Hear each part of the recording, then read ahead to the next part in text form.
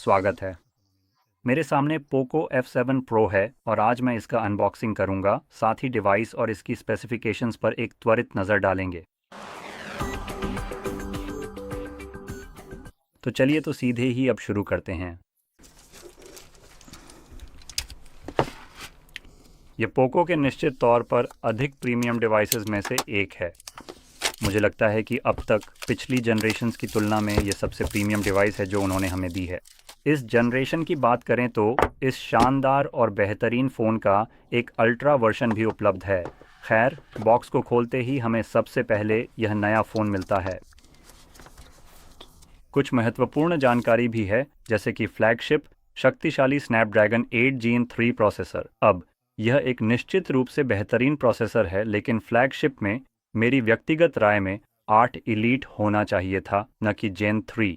जेन 3 पिछली जनरेशन का प्रोसेसर है, तो अगर ये पिछले साल लॉन्च हुआ होता तो ये ठीक रहता। ये थोड़ा भ्रामक और समझने में मुश्किल लगता है जब आप इसे 2025 में एक फ्लैगशिप डिवाइस कहते हैं, जबकि वर्तमान में अब 8 इलीट ही असली और वास्तविक फ्लैगशिप है जो बाज़ार में उपलब्ध है। खैर, तो चलिए अब इसे बूट करते हैं और देखते हैं कि ये कैसा प्रदर्शन करता है। हो गया। ठीक है। यहाँ बस कुछ नमी सोखने वाले पैकेट्स हैं और फिर यहाँ हमारे पास चार्जिंग केबल है जो टाइप सी से टाइप ए है, निर्देश पुस्तिका और एक केस जो डिवाइस के साथ आता है। तो इसका केस मैट फिनिश वाला है जो कि एक बहुत ही आकर्षक और प्रीमियम लुक देता है, और इसका रंग ग्रेइश है जो लगभग काले रंग का प्रतीत होता है, और ये रंग मुझे व्यक्तिगत रूप से बहुत पसंद है। सिलिकॉन वाले केस तो अक्सर गंदे पीले रंग के हो जाते हैं, ये वाले आमतौर पर ऐसा नहीं होते। अब अगर खुद फ़ोन की बात करें तो इसका डिज़ाइन काफ़ी अच्छा है। यहाँ जो फ्रेम है वो हाथ में पकड़ने में अच्छा लगता है। ये काफ़ी हद तक वैसा ही है जैसा सैमसंग के पास है, बस इसे दिखाने के लिए। तो आप देख सकते हैं कि यह बहुत मिलता जुलता है।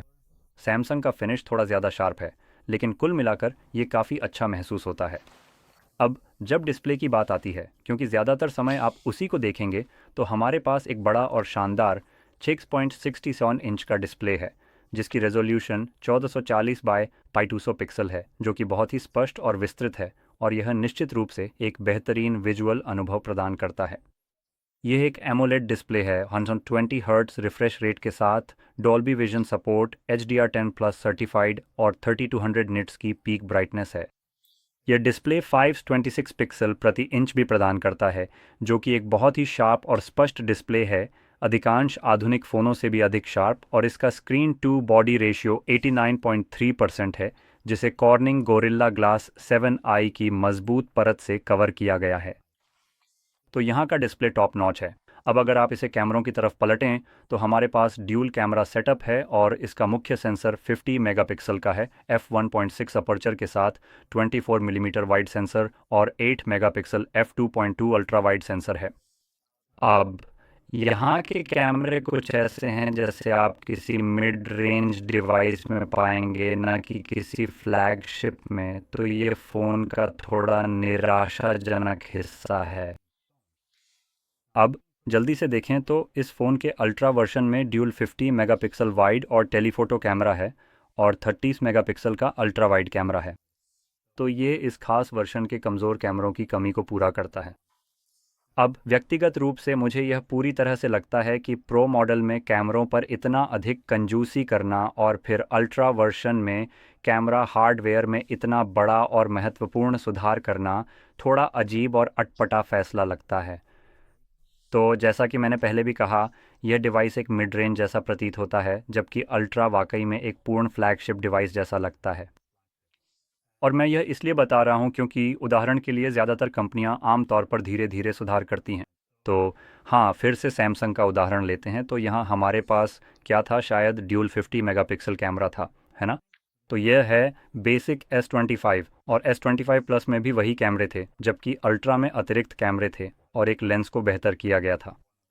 यहाँ आपके पास सिर्फ 50 मेगापिक्सल का वाइड कैमरा है और फिर एक साधारण सा अल्ट्रा वाइड कैमरा है, जबकि अल्ट्रा में 50 मेगापिक्सल का अल्ट्रा वाइड कैमरा मिलता है। तो ओह माफ़ कीजिए, नहीं, अल्ट्रा में 32 मेगापिक्सल का कैमरा है और उसे एक पेरिस्कोप 50 मेगापिक्सल का कैमरा भी मिलता है। तो ऐसा लगता है कि कैमरों में प्रो से अल्ट्रा तक एक बड़ा बदलाव है, जबकि फ़ोन में ये वाला बस एक स्तर नीचे है। अब सेल्फी के लिए हमारे पास यहाँ 20 मेगापिक्सल का वाइड सेंसर है और बैक कैमरे के साथ आप 8K में 24 फ्रेम प्रति सेकंड तक वीडियो रिकॉर्ड कर सकते हैं और 4K में आपको 60 फ्रेम मिलते हैं। 1080p में भी 60 फ्रेम प्रति सेकंड मिलते हैं, जिसमें स्लो मोशन 960 फ्रेम प्रति सेकंड तक है और 720p में आपको 1920 फ्रेम प्रति सेकंड का स्लो मोशन मिलता है। तो अब हम डिवाइस के इंटरनल्स की ओर बढ़ते हैं। डिवाइस में ज़बरदस्त 6000 मिली एम्पियर बैटरी है और बिना चेक किए भी लगभग निश्चित रूप से यह सिलिकॉन कार्बन बैटरी है, क्योंकि इसमें 6000 मिली एम्पियर की बैटरी है और डिवाइस भी अपेक्षाकृत पतला है। ये 90 वॉट की फास्ट चार्जिंग भी सपोर्ट करता है, तो चार्जिंग बहुत तेज़ है। दुर्भाग्यवश इसमें वायरलेस चार्जिंग की सुविधा नहीं है।